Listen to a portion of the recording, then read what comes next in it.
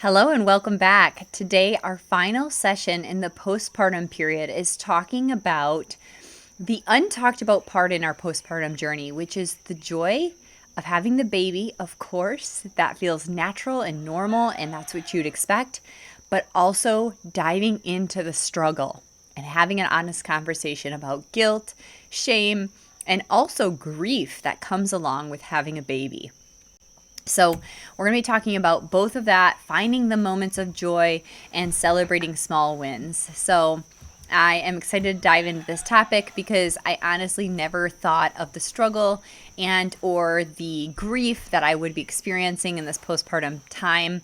And so it's important to talk about it and normalize this conversation and have plans and processes in place to keep you in a place where you can honor yourself and come back to this new version of you as a mother. I'd love for you to share this course with friends, family, loved ones if you've seen this beneficial in your life. Obviously, you're here this far, so you have helped me and lead the world's transition to a fertile future.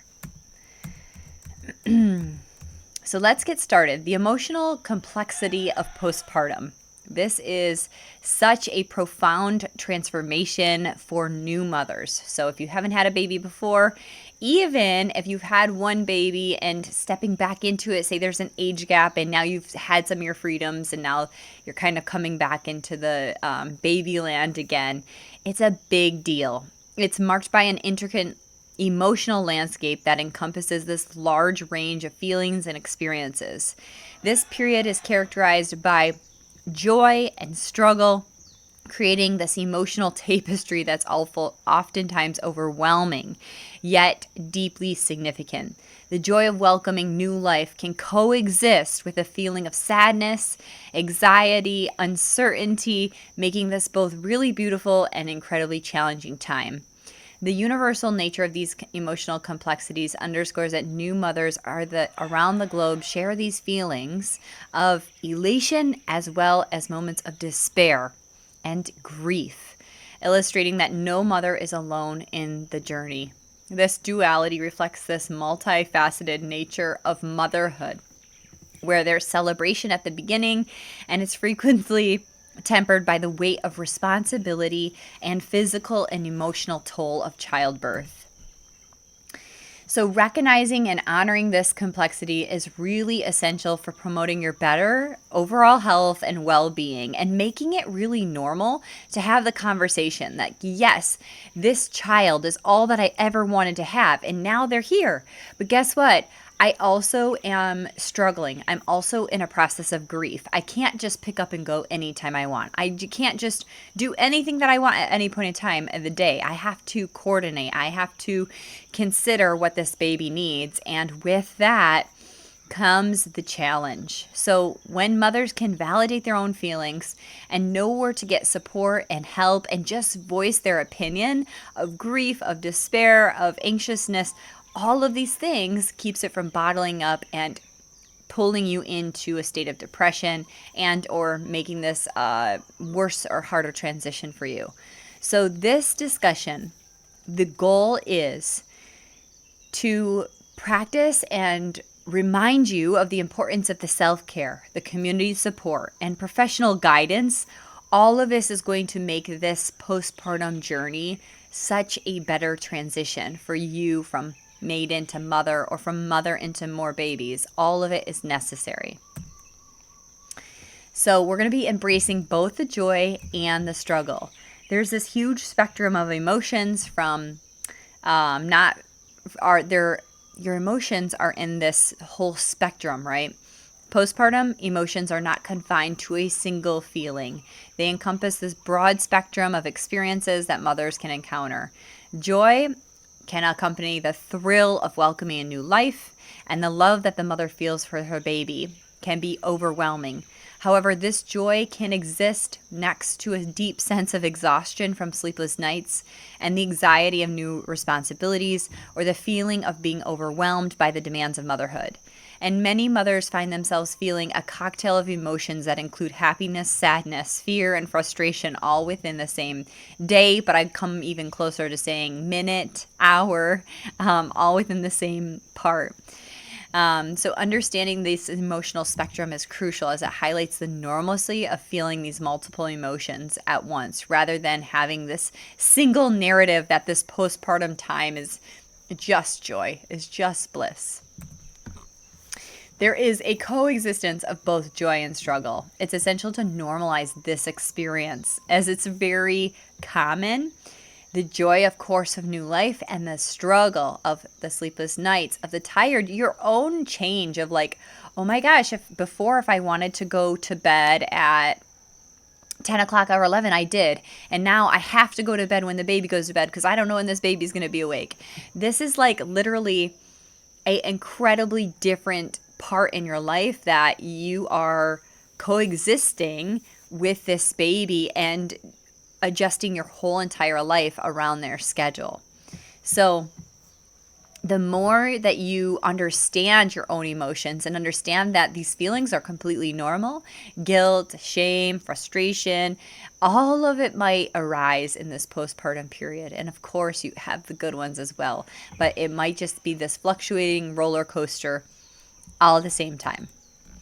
So let's talk about how we're going to overcome guilt and shame. These emotions, these negative emotions, low vibration emotions can make us feel really crappy. I know that I personally felt this way throughout my motherhood. I was like, I don't get it. Like, I had this baby. I just expected to be bliss. Like, I just expected to be in bliss all the time because I had the baby that I was waiting for so long to meet. And when I wasn't, I was really confused and I felt really bad. I felt like a really terrible mom. And I didn't really understand how normal it is to feel really incredibly happy and joyful and blissed out and connected and love snuggles. And then to also be like, I don't want this. I don't want this baby on me. Why am I doing this? This is too much for me. It was just overwhelmed and overtaken and wanting that freedom back. So this is why the different cultural experiences that we talked about in the previous ones was the closing of the bones, like the closing of this chapter of your life, and then stepping into the new transition in motherhood with such intention and knowing what you're stepping into. And the same thing, even symbolically for the man, from a man to being a husband is a really big symbolic deal. They're not going to just go out and do guys' nights as a man. They're not going to go do bro time. They're going to be home with the baby, taking care of mama and baby. And this is a completely different role as a man to provide for the woman and the baby. So there are societal expectations surrounding motherhood that place all this pressure on women to portray this image that you had the baby, you're the perfect mom, and because of these projections or ideas, we will experience feelings of shame and guilt when we're not feeling that way. Our social media platforms are showing the times where the mothers are just in bliss and so happy to have their baby. And every single picture, they're smiling and laughing, cuddling and holding. But it doesn't show the realness of those points when we're not feeling that way. And so we're comparing ourselves to other people on this unrealistic benchmark. And we're wondering why we don't feel that way. Why am I not in all joy, all bliss every time I'm with my baby? It makes us feel inadequate when our experience is different than these ideals. So talking about the fact that this exists and maybe even giving yourself some social media breaks or some of these platforms would be where they would be pouring more of that into you. Just taking time off of it may be a way to dilute and dismantle some of those feelings. And then we need to reframe our perspective. So what does mother look like in reality? It is vital to shift the mindset that sees the joy and the struggle as natural component of a postpartum experience. So instead of just feeling guilt and shame about it, just know that it's natural, it's normal, it's part of the process. Reframing this narrative allows you to recognize that struggle doesn't equate to failure. It also doesn't equate to meaning that you don't love your child, right? Like, I remember feeling like, I don't want this. I want to be able to do what I want to do. Like, I don't want to have to think about what this baby needs. I literally just want to go and take a nap, but I knew the baby's awake and I can't just do that. So me just saying the things that I want or need, or even feeling like I didn't enter into this with a clear head or wasn't ready for this transition, Doesn't mean I don't want this baby. Doesn't mean I don't love it. All of these thoughts are normal. It's a big transition in your life. Viewing these emotional ups and downs are opportunities for us to grow and connect and empower mothers to embrace their experiences without shame. This shift fosters a sense of community amongst mothers, promoting this shared understanding and support. Emotional validation is key. So we always want to feel connection. That's what we want as human beings in this life and in this world. So we want to feel accepted, we want to feel connection, we want to feel love. And so when we're experiencing different emotions, we need to acknowledge the emotions that we're having. If we're not acknowledging them and we're not saying them or stuffing them down, it's going to come out at some point. It's going to bubble over, it's going to make a mess. So validation is important. You can just let it all out there. Talk about how you feel. There's no judgment. And this helps you feel that your feelings are real. Their feelings are legitimate. They have a place, and we understand. We can see, we can understand, we can feel you. And also that validation allows you to sit with those emotions, to feel that it's okay to have those emotions. Your feelings are all valid. Every single one of them are valid in this period, always. And the self-love and care and validation you give to yourself is your practice. Think of it as your practice, because you're going to be doing a lot of validating of emotions with your baby, with your toddler, with your child, with your teenager. So every emotion is part of this journey. It all serves a purpose. It's all okay. It's okay to feel any which way that you feel. And validating that allows you to actually move through that emotion. Sharing experiences is a really good way to just allow yourself to feel or explain to yourself. If you're like me, I speak out loud. I think out loud as I speak. And so that's healing for people. Just sharing your emotions, just having the discussion about how it's joyful or it's a big struggle, and having this connection with other mothers who understand and can validate that emotion. Wow, that does sound hard. Wow, that is a lot. This is a big undertaking. This is a big change. I understand. Wow, that's a big deal. And just to feel that validation, just to feel heard from another mother is so healing for you to be able to move past that emotion. All right. Then we have finding more moments of joy. So there's the time your baby's cooing and laughing and all this time with the baby, but there's other things you can be doing to bring in more of the joy to help combat all the other changes. So mindfulness with a baby is a great way to do so.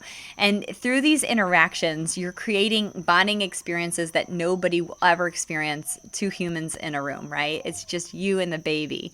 And so practice focused eye contact during playtime. This can establish this connection that's both nourishing for you and reassuring for the baby.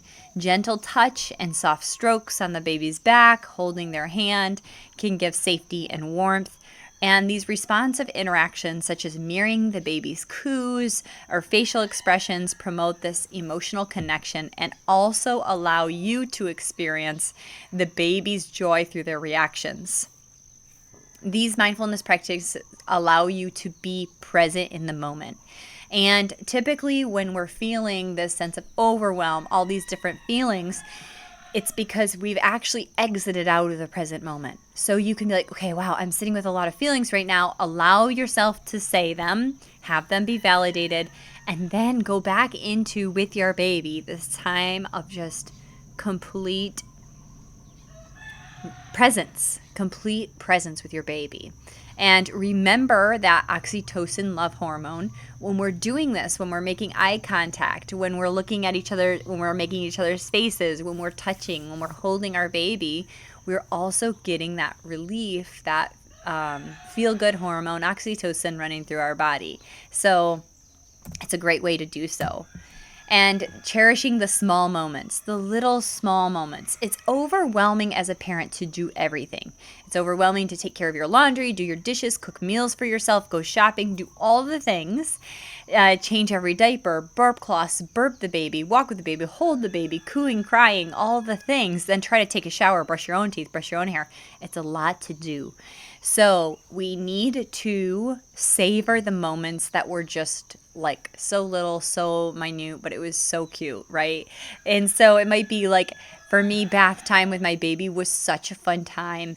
It still is. I would have to say, but it was a time where like I could just like pour the water over their head and just watch like their face scrunch or their body scrunch or their faces, and it would just make me laugh. Like I would just laugh, and that was so fun for me to watch them. So whether it's a cuddle where you start to see their little mouth like trying to smile at you, or like trying to talk to you when they start talking a lot, or my kids are moving their eyebrows all the time. It's like where do they get that from, right? But they would just like ooh, and their whole face moves, and you see every little muscle, how they're still using all of these muscles, and taking these times to appreciate these fleeting moments. Because if you're not, then it's going to feel like there's just too much. It's not fun and you're overwhelmed. So just taking those moments of joy, breathing them in, and be your reminder that these simple moments is what you are here for. And self-care. This is a big one. So self-care can be a wide range of practices. We are making sure that you're taking care of your emotional well-being, your physical well-being, and your mental well-being. For mothers, this can be making lists that defines what feels good to you. So it could be the social aspect is going to help with your mental and emotional. Your physical may be getting up and moving, tai chi, yoga, fitness. And then, yeah, maybe your emotional is like you writing, journaling, taking time to meditate. Know that there's different areas of your self-care. So if you could do something for yourself in the day, then carve that specific time out. It's like today it's a shower. Tomorrow it might be the workout. The next day it might be the meditation. You might not get all those things done in one day. You can work to doing that over time. And this is going to help you feel more balanced and experience yourself as your best self as you integrate with your family. Easy self-care practices. So simple routines like a short bath, soothing scents, a hot shower, a cold shower, reading a couple pages of your favorite book during a nap time, meditation, taking 5 minutes of breathing. So maybe the baby is nursing, or you have them upright and you're burping. Maybe you can just take a couple minutes, play a sound bath, allow yourself to relax. Or maybe it's right when you put the baby down, you go and do something for yourself. A couple squats, move your body, and then put yourself down too. You know, just being mindful of the different aspects of self-care and how you can pour into yourself when you're not with your little one. Engaging in personal happiness activities. This is going to be your opportunity to make more happiness in your life. So taking out things that are draining you of your energy and pouring more in. So your hobbies are amazing. So if you're at home with a baby and you're spending a lot of time at home, painting, writing, crafting, sewing, maybe it's vlogging, talking about your experience. Maybe it's photos, editing, videos, creating a story, maybe homemade gifts. All this can give you the sense of accomplishment and joy, and that can be really satisfying. So doing these different creative pursuits allows you to reconnect with yourself, your passions, and be fulfilled in this time of your life. I know that with my first kid, I was like, what do I do? I'm just at home with this baby. Like, what am I doing? For me, stepping out of the field of work and into motherhood was a really big deal, because I spent so many years focusing on my degree, studying, taking tests, you know, on these levels of achievement. And now I'm just sitting with a baby. And I was just sitting. I just felt like I wasn't doing anything. And so having something that you're working towards, maybe it's a scrapbook, maybe it's something, a mural, can give you these moments of feeling your own happiness being in your creative outlets. And nature and outdoors. This is such a good thing for you and your baby. Grounding, putting your feet on the earth, calms you down, and then your baby is going to be calmed down. So if you're feeling the fussiness of your baby, get outside, put your feet on the ground, go to parks. You will be amazed to see how content babies are when they're just outside. You don't even have to really do anything. You can just take them to a park, put them in a stroller, lay them down on a blanket outside, allow yourself to ground down with the earth. And this is going to give you a chance to reward, give yourself connection with the earth, and feel better in time too. Rest and rejuvenation is important during this time, obviously. And I had to set a very clear rule for myself after the third kid is every time my baby goes to sleep, I am going to rest, meaning I'm going to put my legs up. I'm going to close my eyes. I was usually holding him. I was going to listen to sound baths, but I wasn't going to be on my phone scrolling. I wasn't going to be reading books. I was just going to be resting. And then when he was awake, I allowed myself to do the other things. But that was huge for me because I actually allowed this rest and rejuvenation. So recognize that taking breaks is going to be essential, and maybe even communicating that with your partner. Like, when the baby rests, I'm going to be sleeping too. So they don't have the pressure. They don't have the expectation that you're out cooking or making a meal. Your deal is just to sleep when the baby sleeps to allow your body to heal. This schedule is going to allow you more time to have a quick power nap, something to rejuvenate you, get you ready to go round 2, 3, 4, however many times. I mean, it just continues on in motherhood. So celebrate the small wins. So recognize your achievements, even if it's tiny victories. Like all of a sudden, I was feeling this postpartum. I was like, okay, I was resting, really focusing on healing naturally. And so my first win was I took care of myself today. I went and brushed my hair, my teeth. I went for a walk down the driveway and back. And that was a really big deal for me. That was a really big deal for me after my cesarean as well, because I wasn't getting up and moving that much. And so focusing on these small little victories shift the feelings of inadequacy to you did something, good job, keep it up. And also it builds your confidence back up and cultivates a positive inner dialogue. So think of where you have a small win. We took a nap and then we woke up and we made a pot of soup. And today I made myself my own meal. And that's a small win. That might be a small win for you. So just know that is part of that mindset shift, is just celebrating those things.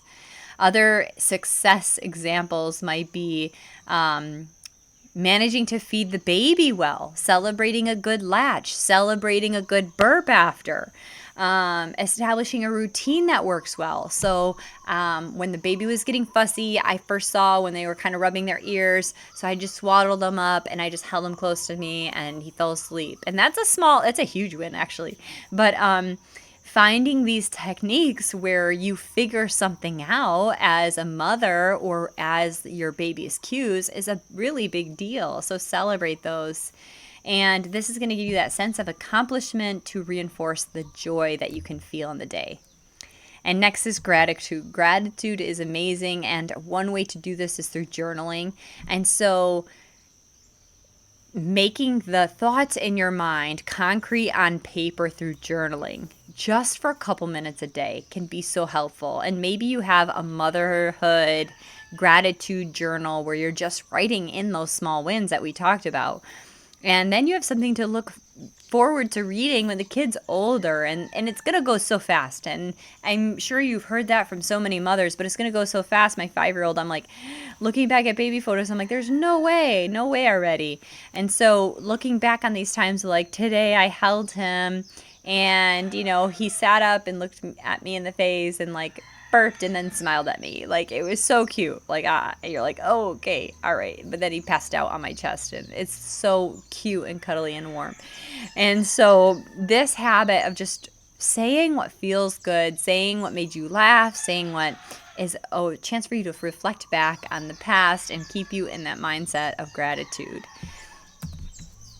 And shifting the focus. So instead of this, okay, I don't know when he should go to bed. I can't figure out the nap schedule. He's up 9 times in the night. The latch isn't great. It's stressful. I have an overproduction of milk and underproduction of milk, any of these things. you're actually shifting that focus into what actually feels good. And this reframing encourages more of the positive mindset and helps you recognize that every effort that you're trying, no matter how big or how small, it's going to help you on this journey. So celebrate what you have done, be it you're managing a busy schedule, you're managing work plus baby. That's a big win. You're figuring out your own self-care practice in alignment with the new schedules. That's a big win. And just having more compassion for yourself during this period in time.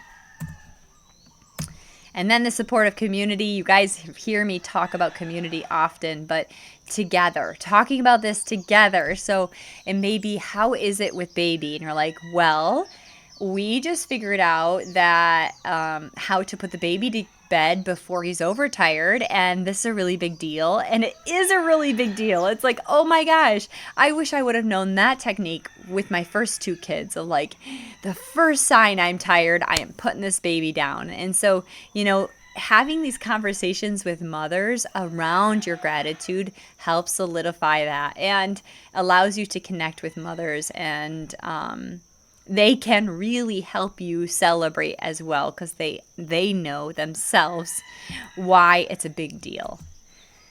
And social media and online platforms, this can build a sense of community within mothers.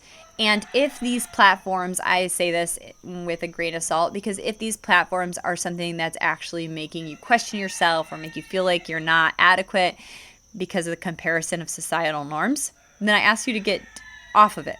But if you're using this in a way to connect with support groups and share success stories, then it creates this level of positivity where you have somebody to check in with. You don't feel like you're alone in this journey. You're talking about what's happening with your baby. They just rolled over. They're crawling.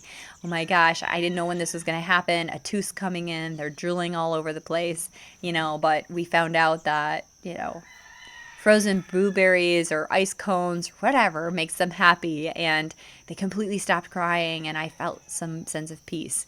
Sharing anything, any of your experiences with somebody who can relate feels so good and nurturing, that to know you're not alone. And so they can also validate your feelings and emotions. So in conclusion, this journey of motherhood is a profound and multifaceted journey. It's rich with this experience of all of the emotions. There is going to be grief in this period in your life. Grief that you are not a kid anymore. You can't do what you want anytime you want anymore. Your life is revolving around another being. You may have grief about your body, how it has shifted and changes. You may have just a ton of emotions due to the fact that you're tired, overwhelmed, you're not on your normal schedule. And so this journey is really not a linear experience. It's not that it's good like day one and then it's getting easier as the kids get older. That's just a huge lie. It's kind of like a loop or a swirly of changes. So it's like, oh, okay, cool. The baby's taking their first step. They don't need me to hold them all the time.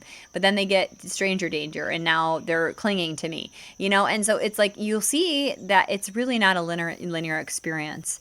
And it's a really complex journey. So recognize and share your emotions that come along with the journey.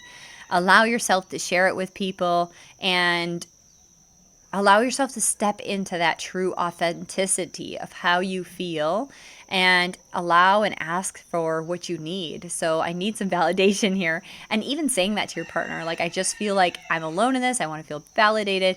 And leaning into the motherhood connection where other mothers know and understand because they've gone through it too. Engage in this continuous reflection and growth. So this is why those journals are so helpful, is just to write down your thoughts, write down how you're feeling. This is going to allow you a chance to see how far you have come since when you started on this path. Like, I can look back at 5 years of parenting and see that I'm a completely different mom than what I was when I started. And this reflection serves as a tool for your own growth, and it helps you identify your strengths and areas that you can continue to work on. So it might look like I'm continuously to find more time for myself. I'm continuously practicing more self-care, which I feel more joy, and the kids are more mellow. The kids are more happy. I sense that they have a less fussiness. And you're starting to cultivate more of a positive mindset with this process. And this is going to allow you the opportunity to navigate the changes with confidence and empower you to embrace on both the joy and the struggle of the motherhood journey. And the final thoughts on celebration and self-love is that the small victories and self-love pouring into yourself is going to directly impact your child. If you are not doing well, you will notice, because your child will be mirroring that. They will be screaming, they will be fussing. And so it's really about taking that time to take care of yourself, physical, mental, emotional. What is it that you need? Give that to yourself. Allow yourself to express your emotions. Allow yourself to get the validation, and then sit with the emotions, and you'll be ready to move through it. Those little practices, those little mindfulness moments, those connections, journaling it, making it concrete, and allowing yourself to be in gratitude is definitely going to help you along this journey. So I love for you, in participating to this, if you are already in your postpartum journey, get a notebook, get a journal. If you're in your pregnancy and you're looking at this preemptively, please do this now. Be prepared, and maybe you make a little list of like the slides or videos that you want to revisit in the postpartum time, and or just start the gratitude journey and journal for the postpartum section, and prepare yourself with having the practice already done, right? Like, I already have a journal here. This is my nursing spot. When I'm here nursing, yes, you're going to be doing positioning and making sure the baby is latched. But after you get this down, after about 6 weeks, 8 weeks, when you and your baby are in vibe, your body's given exactly what the baby needs, it becomes like you're riding a bike. You've got this thing down. You could just write down like 3 things I'm really grateful for in this moment. So prepare your journal, get that space ready, and I will see you guys in the next video of our bonus materials. We have a partner guide. We also have an emotional unmet needs, which is a really beautiful unfolding that in your pregnancy, this is a chance for your own spiritual growth. And this is exactly what this time is here for, is to go inward, to look at the skeletons or demons in the closet, to acknowledge the different dragons in there, and validate them and allow them to be set free. You know, we all have different areas of our life that we have experienced some sort of different trauma or unmet needs. This is a chance to give that to yourself. And by healing yourself and making yourself more whole, you can show up in such a different way as a mother. I'm so grateful for you being here today. Send over the course, the partner course, to your partner who you are building this life and preparing for with this baby. And you guys can watch that together or separately, either way. So I'll catch you in the next video. Have a beautiful day. Aloha.